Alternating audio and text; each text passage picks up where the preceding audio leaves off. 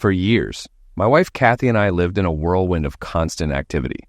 Work, house construction issues, and career ambitions kept us on edge, though we somehow found comfort in the chaos. Even our arguments, usually over small things like schedules or future plans, never really shook our relationship. I thought we were strong enough to handle anything life threw at us.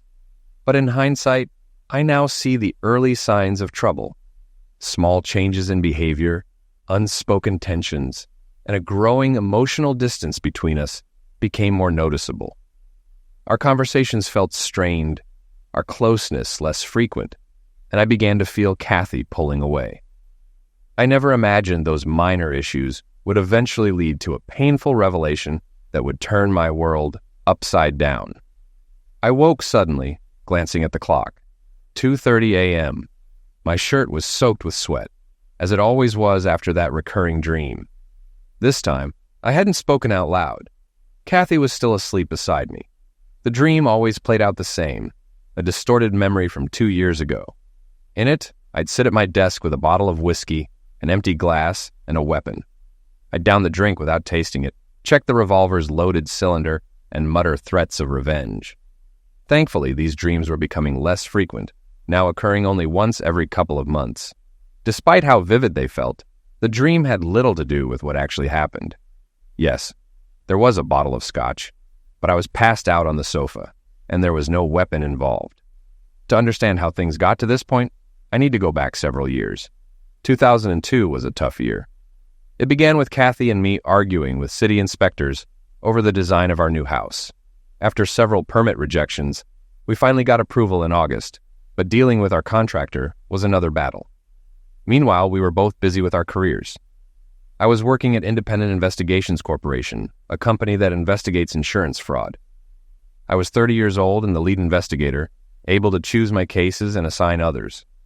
The job was lucrative, and by then I was starting to notice a few gray hairs creeping in.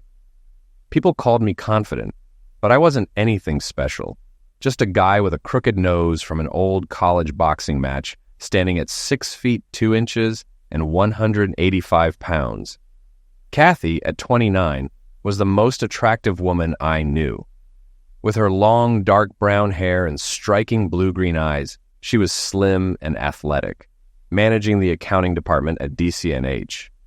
Her company was doing well, and she'd been receiving nice bonuses. But early in 2002, there was a shake-up at her office when the Indianapolis manager was replaced by Greg Bartlett. That's when things started to change. Greg was about 5 feet 5 inches, overweight, and mostly bald, with just a ring of hair around his head. Kathy thought he was a good manager, and when I met him, I found him likable enough. Around the same time Greg came to Indianapolis, DCNH brought in a vice president, Jack Hansen from New York. Jack was about 45 in good shape, and seemed like the type who had a wandering eye. He struck me as the kind of guy who didn't let marriage stop him from pursuing women. Kathy, however, thought highly of him, and constantly talked about his great ideas for boosting business. By summer, our house was finally on schedule, and things at DCNH had settled down. Kathy said business was improving thanks to Hansen. We moved into our new home outside Indianapolis in August and loved it from the start. Jokingly, I told Kathy, "I want to make love in every room of the house." She took me by the hand and led me to the kitchen. "We'll start with the kitchen," she said. What followed was amazing sex, and although we didn't make it to the other rooms, we stayed close in the bedroom despite our busy schedules. Still, with work and settling into the new house, our moments were becoming limited to the bedroom at night. One night, I brought up starting a family. "I think it's time to get off the pill and have a baby," I said. "I want to wait," Kathy replied. "Jack suggested I hold off until next year since I'm in line for a promotion." "Jack?" I asked, a little irritated. "Yeah, Jack Hansen. He thought it'd be smarter to wait until after the promotion." "Why are you talking to him about our family plans?" I asked, annoyed. Kathy explained that he'd asked if we were planning kids, and she mentioned our timeline, prompting his suggestion to delay. Although I wasn't thrilled, I agreed to wait. By the end of the year, we were both swamped with work and not spending much time together. Weekends were supposed to be our time, but even those were getting eaten up by work. Kathy's department was busy trying to land a big merger, and I was juggling multiple investigations. On the last weekend of November, we finally had some time off together. We did our Christmas shopping, and over dinner, Kathy shared some good news. We're about to close a merger with National Pharmaceutical by December 20th, which means I should get my promotion. That's great, I said, excited for her. Then we can start trying for a baby. Not yet, she said. I'm still on the pill, and I want to settle into my new job before going on maternity leave. I understood, but I was still a bit disappointed. Trying to lighten the mood, I joked, should I buy stock in National Pharmaceutical? Absolutely not, she laughed. That's insider trading, and we'd go to jail. I'm kidding, I said. I'd never risk that. I know, she said softly. I'm just nervous because we're so close to sealing this deal, and I don't want anything to go wrong. December is company Christmas party season, and ours at IIC was on Friday, December 6th. It was a pretty tame event with about 43 people, including employees and their significant others. We had drinks, appetizers, dinner, and then some dancing. Since most of us are field investigators who don't work closely together, we didn't know each other well, which made the party low-key. I sat with my close friend Bill Ripley and his wife Susan. Kathy and I had a good time despite the quiet atmosphere. We stayed until midnight before heading home. Once home, I led Kathy to the bedroom, kissed her, and things quickly heated up. Kathy surprised me with some bold, new behavior, which took me off guard, but had an obvious effect. Afterward, she headed to the bathroom, teasing me about continuing our escapades in other rooms of the house. The next day, things shifted. I worked half the day, and when I got home, Kathy was staring out the window, lost in thought. She seemed upset and didn't respond to me at first. I decided to give her space and waited until after dinner to ask what was wrong. During dinner, Kathy cooked, and I cleaned up as per our usual arrangement. Once I finished, I sat with her in the family room and asked, "Kathy, what's bothering you? Can I help?" She finally opened up, saying there were problems with the National Pharmaceutical deal. The president, Mr. Benson, was making unreasonable demands, and if they didn't comply, the deal could fall through. Kathy was afraid this failure might cost her her job. I tried to reassure her, but she was adamant that if things went south, it would be on her. However, she couldn't share any more details because of confidentiality issues. She ended the conversation firmly, saying she had to handle it on her own. The next day, Kathy seemed even more distant. She barely spoke, and by Monday morning, she left for work early, claiming she had important meetings. After she left, I took out the trash, but when I emptied the wastebasket from our bathroom, something fell out and disappeared. After searching for it briefly, I gave up, finished taking out the trash, and moved on with my day. When I came back inside, I took another quick look around the kitchen for whatever had fallen from the wastebasket, but didn't find anything. I showered and got ready for work. By Monday evening, Kathy's mood hadn't improved, so I gently asked, "Are things better at work?" "I can't talk about it," she said, clearly stressed, "but I'll get through it." On Wednesday, Kathy seemed better. She greeted me with a kiss and said she loved me, something she hadn't done since Friday. Though she wasn't fully back to normal, the distant look was gone. "Can you tell me what's going on now?" I asked cautiously. "I'm not supposed to talk about it," she said, "but we've found a way to make Mr. Benson happy. Jack thinks it'll be okay now." Her tone was more relieved, though still tense. She didn't smile, so I knew she was still stressed, but I hoped things would settle soon. It bothered me that Kathy called Hanson Jack, while still referring to Greg Bartlett as Mr. Bartlett. I didn't understand the inconsistency. That night in bed, Kathy wanted me to hold her, but didn't want to make love. I could feel the strain her work was putting on us. After she fell asleep, I tossed and turned for 20 minutes, then went to the kitchen for a drink. While there, I noticed Kathy's briefcase on the chair. For the first time, I decided to look inside. It wasn't locked, so I opened it, but most of the papers didn't tell me anything. Then I found her day planner. Kathy had several meetings scheduled with Bartlett and Hanson, including one with Mr. Benson. I was confused about why she, in accounting, was meeting with a customer. Her planner also noted a strange numbering from December 6th to December 20th, with the 20th circled. I wasn't sure if it had to do with their Christmas party or the contract signing with Mr. Benson, but I knew the 20th was important. I put the planner back and returned the briefcase to its place. Over the next few days, Kathy's mood improved, but she remained distant. Using my skills as an investigator, I pieced together that December 20th was crucial. If Mr. Benson was going to sign the contract with DCNH, it would likely happen that day. On Friday, December 13th, I closed one of my 3 cases and was close to finishing another. That night, I met up with Bill Ripley for a beer to celebrate. After a couple of drinks, I mentioned the mystery in Kathy's day planner, without revealing it was hers. I explained the numbered days leading up to the 20th, which was circled and underlined.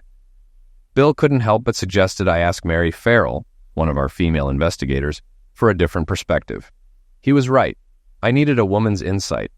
We dropped the topic, and later Bill joked that if I ever started my own agency, he'd want in. We laughed about it, and I told him he'd be the first person I'd call if it ever happened. That weekend was frustrating. Although Kathy was affectionate, we still didn't have sex, which was starting to bother me. Not just because of the lack of closeness, but because I didn't understand why. Monday morning, I told her I'd likely be working late all week to close my cases. "You can't work late Friday," she said. "You need to be home by 7 to get ready for the party." I agreed, though by midweek, I was growing frustrated and even a little angry. I closed my second case on Tuesday, and we went out to dinner to celebrate. But afterward, Kathy said she wasn't feeling well. So again, no sex. The same thing happened Wednesday night, and it was becoming harder for me to keep calm. I knew she was stressed, but I was reaching my limit. I convinced myself that by Friday, once the national pharmaceutical deal was settled, everything would get better, and we'd be back to normal. On Thursday, I was close to closing my last case, and told Kathy that I might struggle to be home by 7 o'clock. She was upset. "You promised," she said. "I know, and I'm sorry, but I'm so close to closing this," I explained, trying to calm her. I suggested she go to the party without me if I was late, and I'd meet her there by 9 o'clock. She reluctantly agreed, but didn't want to go alone. On Friday morning, I got a break in my case. I had been working to recover stolen jewelry, insured for over $1 million. The thief had offered to sell the jewelry back for $250,000, which would save the insurance company $750,000. I had finally gained the trust of the thief and set up a meeting to handle the exchange. After setting up the meeting, I went to the insurance office to get the money for the exchange. The paperwork for such a large amount takes time, but I had already identified the thief and followed him to a coffee shop on Friday morning. I called him to arrange the afternoon exchange, then tailed him to an old garage. He opened the trunk of a car, but left without taking anything, and after checking his surroundings, he left. Once he was gone, I broke the padlock with a tire iron, opened the trunk, and found the stolen jewelry inside a canvas bag. I left a note saying, "Better luck next time," locked the garage, and returned to my office. I called the insurance company to arrange for someone to pick up the jewels. It felt great knowing I prevented the thief from profiting, saved the insurance company a lot of money, and helped return the jewelry to the owners. Afterward, I saw Mary Farrell, one of our investigators, and invited her to lunch, hoping to get her perspective on the notations in Kathy's day planner. Over pastrami sandwiches, I explained the numbered days leading up to the 20th. Mary thought for a moment, then smiled and said the numbers likely tracked Kathy's menstrual cycle, with the 20th being her most fertile day. I was stunned. The idea had never crossed my mind. Kathy wasn't supposed to stop birth control until February, so why would she track her cycle now? Could she be doing it for someone else? The thought left me uneasy. I knew from experience not to jump to conclusions without all the facts, so I told myself to be patient. By 5 p.m., I wrapped up my work, feeling good about closing 3 cases. and getting some insight into Kathy's planner. I headed home, planning to take Kathy to her party that evening and hoping it would ease some of her stress. I got home by 5:30 p.m., parking in the driveway, knowing we'd be leaving soon. I walked down to get the mail and headed toward the front door. I hadn't checked the garage, so I didn't know if Kathy was home. As I was about to unlock the door, I noticed the hall light on. Looking through the small window, I saw Kathy coming down the stairs, completely unclothed, holding a towel and a can of shaving cream. I stepped back from the window, not wanting to scare her. She walked into the living room and stood near a chair, looking like she'd forgotten why she was there. I couldn't take my eyes off her. She looked stunning, but I realized I had to move before she noticed me. I decided to go through the garage so she'd hear me coming. I reluctantly pulled myself away, got in my car, and opened the garage door. After parking and letting the door close, I walked into the house and called out, "Kathy, I'm home." I thought I heard a door close upstairs. When I reached our bedroom, I called again. Kathy responded, "You're home early." "I'm getting ready in the bathroom." "Why don't you use the guest bathroom?" she suggested. Suspicious, I ignored her and opened the door. Kathy was sitting on the bathtub, trying to cover herself as she prepared to shave. "It was supposed to be a surprise," she said, forcing a smile. "For who?" I asked sharply. "For you," she quickly replied. "I thought it would surprise you after the party." I pressed her, saying, "I never mentioned wanting you to shave. Where'd you get that idea?" Kathy stammered, saying she thought it would be something different, that many women were doing it, and she thought I might like it. "We should have talked about it first," I said, irritated. She softly replied, "It's my body, and if I want to shave, I can. If we don't like it, it'll grow back." Though she had a point, I wasn't ready to let it go. "Don't shave it now," I said firmly. "We'll discuss it later, and if you really want to, you can do it tomorrow." Kathy's expression wasn't just angry. It was also fearful, which confused me. I understood her frustration, but couldn't figure out the fear. "I'm ready to do it now, so why should I wait?" she said defiantly. "Because your husband is asking you to wait," I replied, meeting her gaze. "I don't like bald kitties. Why does this need to happen now?" "It's my hair, and I'll shave it if I want to," she shot back, her frustration growing. "Go ahead then, but if you do, you're going to the party alone," I said coldly. Kathy was shocked. "What? Why are you being so unfair? It's just something I want to do." "I don't think you're being honest about why you want to shave," I said firmly. "You know I like your hair, so you weren't thinking of me. If you can't tell me the truth, we won't talk about it anymore. Shave it and go alone, or leave it, and we'll go together. It's your choice." Kathy gave me a sullen look, put the razor down, and got in the shower. Afterward, I showered too, then lounged in my bathrobe while she got ready in silence. I could tell she was angry, and I didn't want to provoke her further, so I watched her quietly. As she dressed, slipping into black thigh-high stockings and a cocktail dress, I couldn't help but notice how sexy she looked. But I wondered if she was dressing for me, or for someone else. At 7:30, I asked if she was ready to go. "Yes," she replied coldly. "You look really hot," I said, trying to lighten the mood. "You're going to melt someone's heart tonight." "Yours, I hope," she said, over her shoulder as she walked out, leaving me wondering if she meant to melt my heart or break it. During the drive, we were silent for the first 15 minutes before Kathy apologized. "I'm sorry about the shaving thing. I was just nervous about tonight and snapped." "No problem," I said. "Let's focus on having fun tonight." The party was at the company's offices. Shortly after we arrived, Hanson came over, pulled Kathy aside, and started talking to her. I watched closely, trying to read their interaction. It seemed tense at first, but then Hanson smiled, and Kathy reluctantly nodded. When she returned, I asked, "What did he want?" "The national pharmaceutical deal is closing tonight. I have a meeting at 10 o'clock with Jack and Mr. Bartlett. If it goes well, we'll get the contract." "So, you'll get your promotion?" I asked, trying to sound enthusiastic. "Yes, if everything works out," she said, but without much excitement. Kathy didn't seem as happy as she should have been. I tried testing her mood further. Then we can start trying for a baby? Yes, we can start our family, she replied flatly. I wanted to shake her and ask, what's going on? I was beginning to sense something deeper, and I knew I had to figure out how to handle it. As we entered the party, Kathy slipped her arm through mine and leaned in close. The room was nicely decorated, with tables around the edges, a band playing, a dance floor, and a buffet with an open bar. I scanned the room, recognizing most of the faces. It didn't take long to spot him. A man by the bar, around 35, 6 feet tall, fit, in a dark blue Armani suit. I pointed him out to Kathy. Who's that guy by the bar? I asked. I don't know, she replied, too casually, her body language stiff. I could tell she wasn't being truthful. Let's go get a drink, I suggested.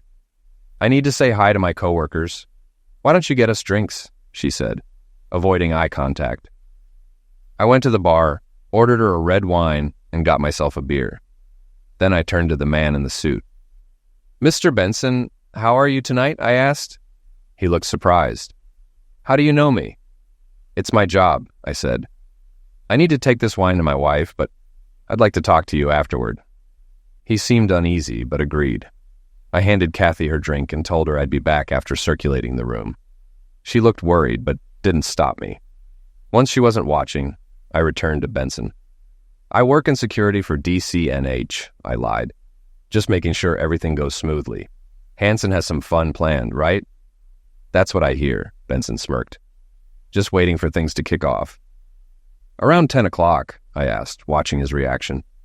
You seem to know a lot, he said, growing nervous. Like I said, it's my job. I take it you like brunettes? I added with a sleazy smile. Love brunettes, he replied, relaxing. Especially with long hair? I pushed further. Exactly, he grinned. Like Mrs. Alpin, right? Just like her, I said, feeling sick as he laughed. I held back my anger. You probably like them with no hair down there, huh? Bald is nice, he laughed again. That was enough. I got what I needed.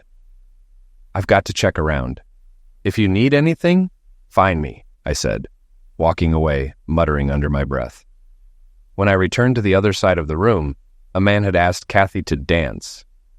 She politely declined and quickly pulled me onto the dance floor. As we danced, I kept an eye on Benson, making sure he didn't realize I was Kathy's husband. It was 9:30, and my stomach was in knots as I pieced together the final parts of the puzzle. As the song ended, I headed back to our table, but Kathy pulled me back onto the dance floor as the band started playing a slow song. She held me tighter than usual, almost uncomfortably so. I noticed Benson watching us, looking uneasy. I smiled and gave him a thumbs up, then tried to ignore him. I wondered if dancing with Kathy made him suspicious about who I really was, but by that point, I didn't care. After the dance, we returned to the table. As I sat down, Greg Bartlett approached, handed Kathy a small package, and whispered something to her before leaving. Kathy hid the package behind her back and told me she was going to the restroom. I looked at her and felt a wave of sickness. Don't do it, I said firmly. Don't do what? She asked, pretending not to understand. You know what I mean, I replied, grabbing her arm and locking eyes with her. I'm not stupid. Stop it now. Kathy pulled away, insisting she was just going to the bathroom, and walked off without looking back. While she was gone, I pieced together everything I had observed. It started when Kathy began calling Hansen Jack, then her sudden depression and insistence that the national pharmaceutical deal was in jeopardy because of her, though she claimed she had done nothing wrong. The numerous meetings with Bartlett, Hansen, and the customer, along with her tracking of her menstrual cycle, didn't add up, especially since she was still on birth control. And the argument about shaving, that wasn't for me.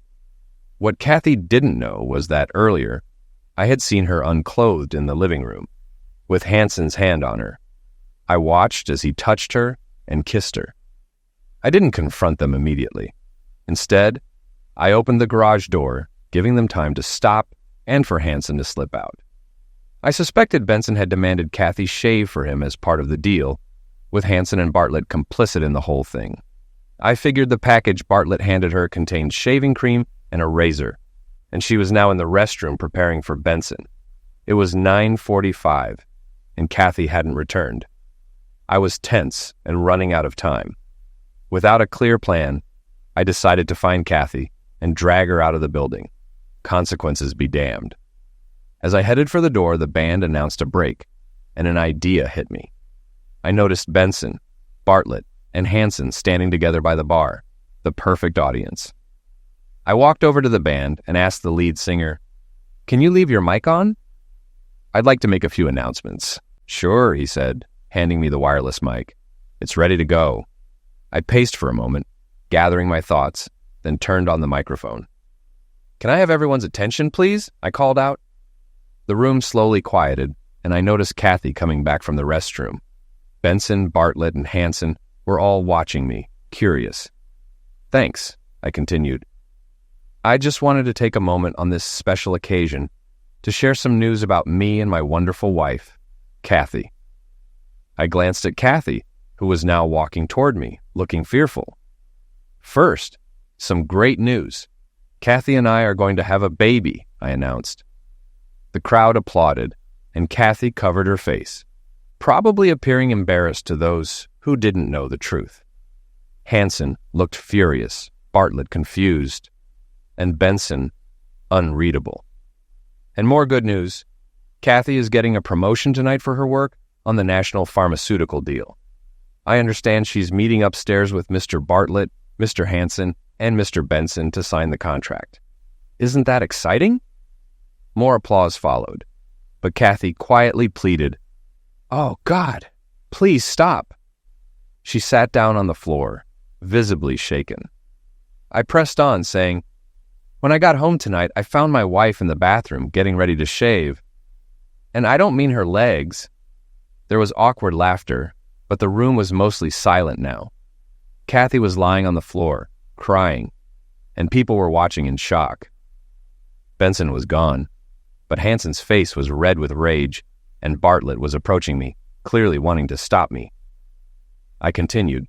Kathy was shaving because she was supposed to be a gift for Mr. Benson tonight. He wanted her hairless. The crowd was stunned. Bartlett reached for the microphone, but I pulled it away, warning him, "Try that again, and I'll knock you out." I turned the mic back on. "One last thing for Bartlett and Hansen.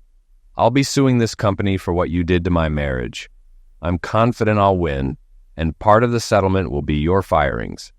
Good night, everyone. Enjoy the rest of your party." The room fell silent as I set the mic down and walked over to Kathy, who was still on the floor, tears streaming down her face.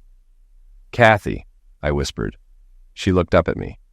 "Fred, Kathy, don't say anything," I interrupted. "Do you think you'll still get that promotion now?" I stood up and looked around the room. People were staring, but when I glanced back, they quickly looked away. I gave Kathy one last look and left. As I was crossing the lobby to leave, Hansen blocked my path. "Do you know what you've done?" he demanded. "Yes," I said. "I screwed you in DCNH before you could finish screwing my wife. I hope it cost you millions, not just a few $100,000. "You'll pay for this," Hansen snapped. "I think you will," I replied. "I'll be talking to the SEC about your business practices." As I turned to leave, Hansen grabbed my arm. "I'm not done with you," he said. I brushed him off. "Touch me again, and you won't be walking out of here," I warned. I heard him muttering as I left. When I got home, I grabbed a bottle of scotch and started drinking. As I poured my second glass, I noticed something blue in a potted plant. It was the blue plastic case that had fallen out of the wastebasket earlier in the week. Inside, it was full, nothing missing. I put it on the table and kept drinking until I passed out on the sofa. I woke up around 9 a.m. Saturday with a pounding headache and a terrible taste in my mouth. After some coffee and breakfast, I showered. There was no sign of Kathy, and I didn't expect her to come home. She was probably either afraid to face me or angry that I had ruined things for her at DCNH. I wasn't sure if I cared. I sat on the sofa, thinking about what to do next. It hurt to realize how much I had loved Kathy and how she could betray us like this. I doubted I could ever forgive her, but I knew I needed to give her a chance to explain if she wanted it. However, I wouldn't chase her for an explanation. If she didn't feel the need to explain, I didn't need to hear it. I wondered where she spent the night and felt guilty for leaving her at the party. I should have brought her home, but at the time, I was too hurt and angry to care. At 11 o'clock, the phone rang. I assumed it was Kathy and debated answering, but I picked up on the 6th ring. "Mr. Alpin?" a voice asked. "Yes," I replied. "This is Special Agent Mark Walker with the FBI. Is your wife with you?" "No, she's not," I said, surprised the FBI wanted to talk to her. "Actually, I need to speak with you," he said. "Me? What about?" I asked, confused. "I'd prefer to discuss it in person. Can you come to my office this afternoon?" I agreed and received directions to meet him at 2 p.m. After the call, I wondered what the FBI wanted with me. It might have something to do with one of my recent cases, but I couldn't figure out why he wouldn't explain over the phone. Over the years, I've had plenty of interactions with law enforcement for work, and it never bothered me. But this FBI meeting had me uneasy. At 1 o'clock, I dressed in jeans and a sweater, drove into town, and parked across from the FBI offices in downtown Indianapolis. I gave my name to the receptionist, telling her I was there to see Special Agent Walker. "Have a seat," she said. Within 2 minutes, Walker came out to greet me. Unlike the expensive suit he wore the night before, today he was in blue Dockers and a casual shirt. "Mr. Alpin, thanks for coming," he said. "Follow me." We entered a conference room, and he offered me a cup of coffee. After pouring 2 cups, he sat down across from me. "Should I call you Special Agent Walker or Mr. Benson?" I asked. "Mark is fine," he replied. "And may I call you Fred?" "Fred's fine," I agreed. "You must be confused right now," Mark said. "Yes, but I'm starting to piece it together. You were undercover as Mr. Benson, right?" "That's right," he confirmed. "I trust you'll keep what we discuss here confidential." "I understand confidentiality," I said, still unsure of his role. "I'm hoping you'll explain how my wife got caught up in all of this." "I'll tell you what I can without jeopardizing our investigation," Mark said. "But I get that you're angry. This situation has probably strained your marriage." I nodded, frustrated. "This mess has likely ended it." "Things might not be as bad as you think," Mark continued. "Let me fill you in." He explained that earlier in the year, the Securities and Exchange Commission, SEC, contacted the FBI after receiving disturbing information about DCNH's business practices. "We began investigating and decided undercover work was necessary," he said. He paced as he spoke. "National Pharmaceutical was in talks with DCNH about a merger. Mr. Benson, the president of National, raised concerns about DCNH's tactics. Since no one at DCNH had met Benson in person, I took on his identity and began negotiating with them." "So you pretended to be Benson?" I asked. "Exactly," Mark confirmed. "I led Hansen and Bartlett to believe I was interested but hesitant. I made them think I might back out, which made them desperate." "But why involve my wife?" I asked, feeling a growing knot in my stomach. "That's not exactly what happened," Mark explained. "When I first met with Bartlett and Hansen at DCNH, I was introduced to your wife. I told Hansen I wanted to talk to her about the finances of the company they wanted to merge with." "Why?" I asked, bracing myself. "Because your wife was the whistleblower. She contacted the SEC with concerns about DCNH's unethical practices." I was stunned. "Kathy blew the whistle?"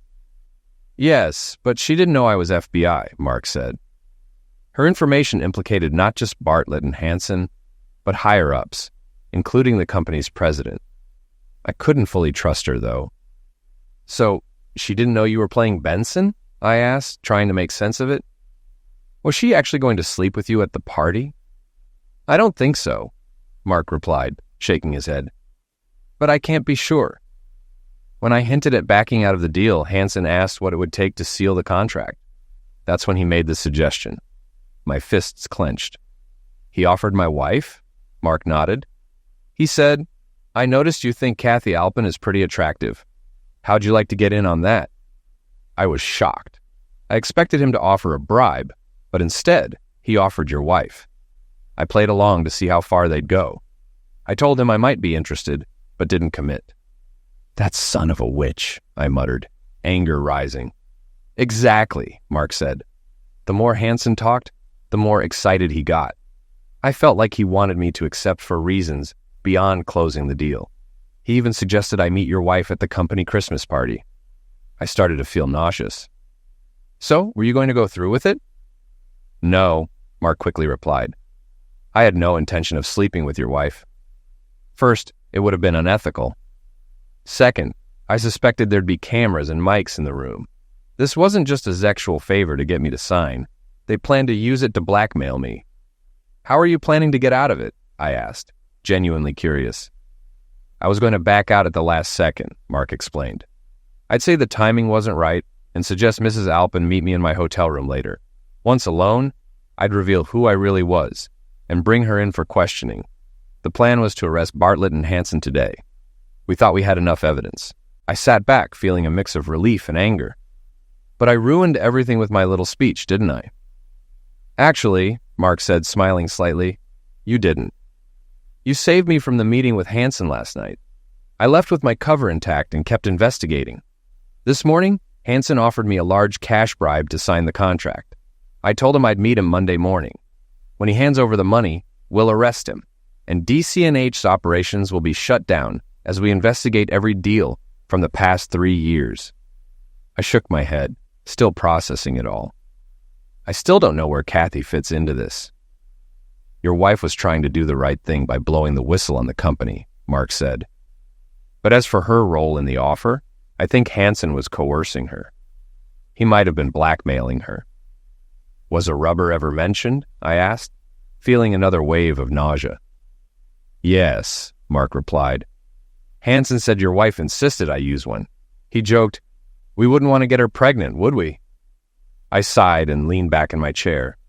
I need to find Kathy. I need to hear her side of this. She wasn't entirely innocent, but there were mitigating factors. That's all I can tell you for now, Mark said. Any more questions? Not at the moment. Good. Just remember, don't talk about the investigation yet. I'd suggest not telling your wife anything until we indict Bartlett and Hansen, which should be in a few days. We'll want to question her then. I agreed to keep quiet about the investigation. Mark said he'd call when I could talk to Kathy about the FBI sting. He also mentioned they'll likely want your testimony too. We shook hands and I left the building. When I got home, there was a message from Kathy asking me to call. I dialed the number she left, and a woman answered. Who's calling? She asked. Tell her it's her husband, I said. Kathy sounded nervous when she picked up. Where have you been? She asked. I've been calling all day. Not all day, I said. I was home until 1 o'clock. Oh, I guess I started calling around then. I wasn't going to make it easy for her. She needed to show she was ready to talk, so I stayed silent. Fred, can I come home? She asked. This is where you live, isn't it? You should be here now. I'll be there in an hour. Okay, I said, and hung up. It was already 5 o'clock. I decided to have dinner ready when she arrived so we could talk afterward. I started cooking, then went upstairs to prepare for the conversation I knew was coming. When I came back down, I grabbed the blue case from the coffee table and put it in my pocket. I made spaghetti and meatballs with a salad and opened a bottle of Chianti. Kathy walked in at 6:05 and dinner was ready. When she saw the dinner and wine, some of the stress seemed to leave her face. She realized things might not be as bad as she feared. At first, we didn't speak. We sat down to eat, and I poured the wine. After a few minutes of painful silence, I asked, "Where did you stay last night?" "One of my friends took me home after you left." I couldn't resist a jab. "Oh, you didn't stay for the rest of the party?" "You pretty much ended the party with your speech," she said. "I guess I owe some people an apology for that. But not you. and definitely not Bartlett or Hansen. You're right. I owe you the apology, she said. She was about to continue, but I stopped her. We'll talk after dinner, I said, and we both fell silent again. There wasn't much else to say. After dinner, Kathy started loading the dishwasher, but I stopped her. You can clean up later. We need to talk now, I said. We moved to the family room and sat facing each other.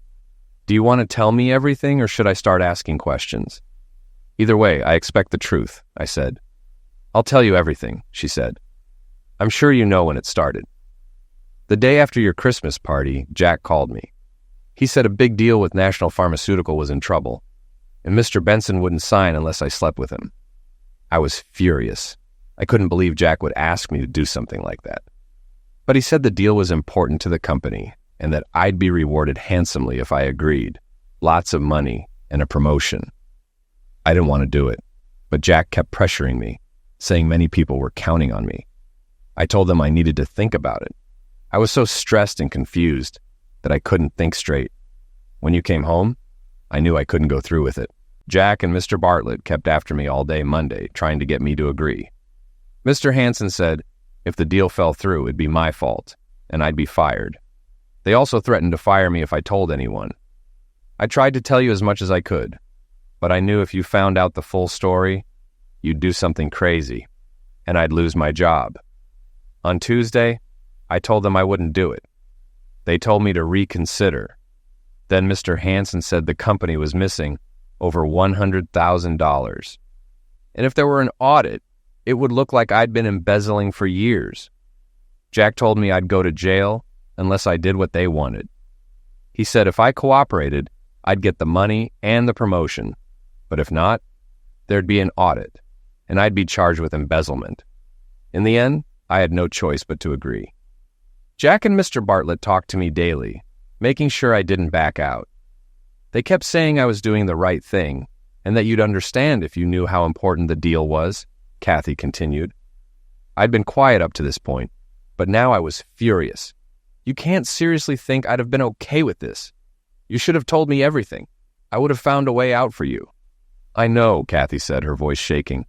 Once I decided to go through with it, I felt a bit better, but I was so guilty about what I was doing to you. You have to understand. I was terrified of going to jail. I had to risk it. And then, I asked, my patience wearing thin. On Friday, Jack called me into his office. He said Mr. Benson wanted me to shave all my pubic hair before the party. I told him I couldn't do that, but he said it would be a deal breaker if I didn't. Mr. Benson would back out of the deal. Jack told me to shave before the party and not let you notice until later. If you got mad, I was just supposed to say sorry and that I'd let it grow back. The problem was, you came home earlier than expected and caught me getting ready to shave. So, was I right? Did you end up shaving in the ladies' room at the party? I asked, narrowing my eyes. Kathy looked down at her hands.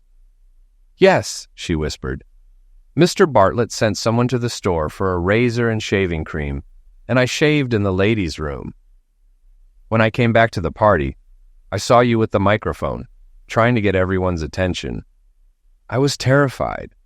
I had no idea what you were going to do, and I didn't know how to stop you. When you said I was pregnant, I couldn't believe it. I didn't say you were pregnant, I corrected her. I said we were going to have a baby.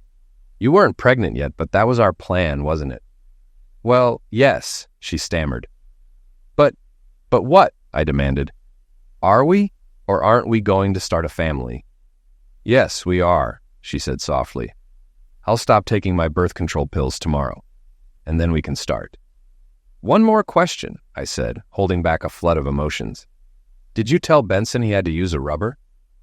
Jack said he'd make sure Benson used one, she replied.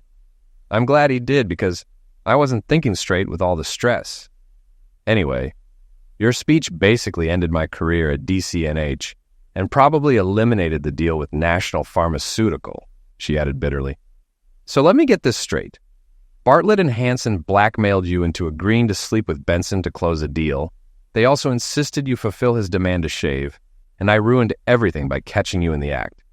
Then, even after I told you not to do it, You shaved anyway. And in the end, the only reason you didn't sleep with Benson was because I ruined it with my speech. Does that about sum it up?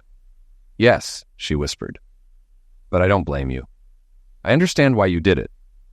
Oh, good, I said sarcastically. So, you forgive me for trying to stop my wife from sleeping with another man? That's not what I meant, Kathy said quickly.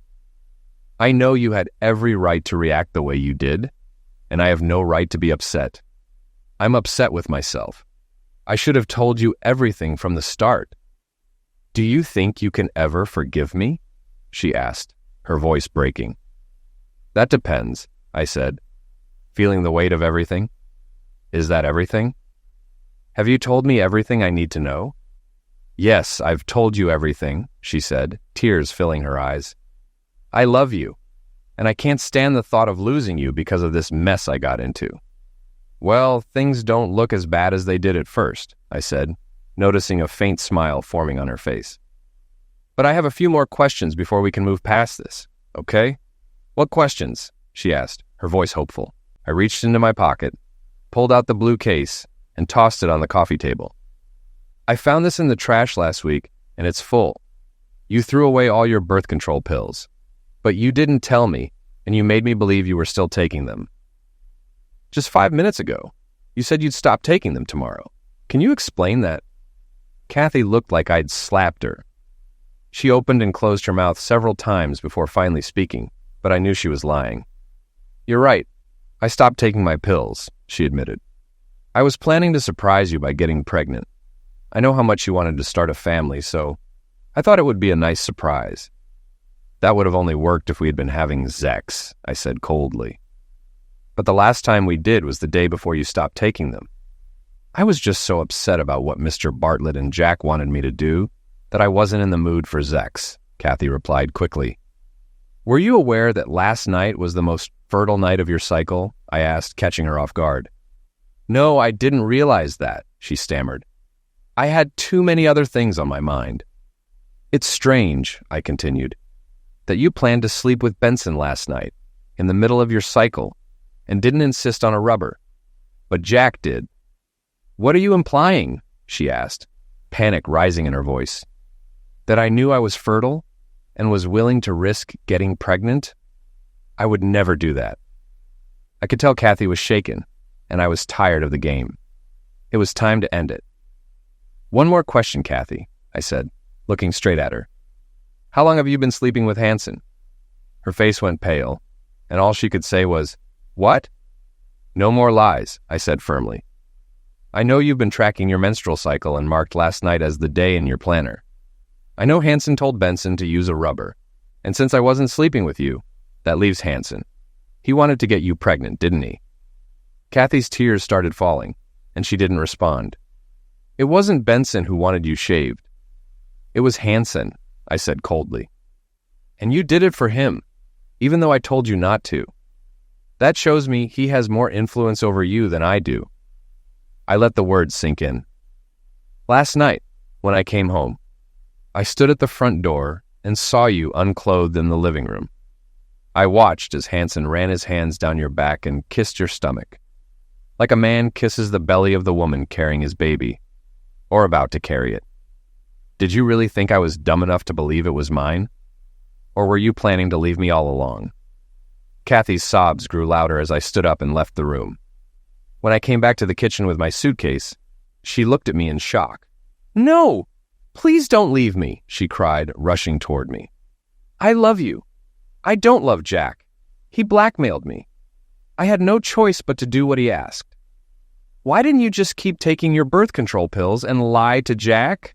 I asked bitterly. You had no problem lying to me. I think I'd believe anything you told that rat over what you've told me lately. Oh, by the way, I added as I reached the door, last night when I was watching you with Hanson, I heard you say, I love you to him. So, where does that leave me? I don't love him. If I'm pregnant, I'll have infanticide. I love you. Please, you have to believe me, she begged. No, I don't, I said coldly. And as for the baby, don't feticide it for my sake. Kathy collapsed on the floor, sobbing uncontrollably. As I glanced back from the garage door, she looked just as she had the night before at the party, broken. I no longer felt any love for her, only disgust. I hated leaving the house we had worked so hard to build, but it didn't hold any fond memories. Fortunately, we hadn't been there long enough to make any. It's been over 2 years since I walked out on Kathy. After I left, I found a furnished apartment and tried to start over. That's when the nightmares began. I wasn't happy with my job anymore, so I quit and moved to California. After settling in, I started my own insurance investigation company. I called Bill Ripley and asked if he wanted to partner with me. 2 months later, he joined. When Bill arrived, he told me Mary Farrow, a mutual acquaintance, had heard we were starting our own business and asked if we had a job for her. Mary moved out here 14 months ago, and we started dating 2 months later. After 3 months, we moved in together. I was surprised at how quickly I could love again. I wasn't in a hurry to get married, but I liked having someone I cared about to share my life with. Through a few contacts, including Special Agent Mark Walker, I've kept tabs on people back in Indianapolis. It turns out Kathy blew the whistle on the company president and CEO, following Jack Hansen's instructions.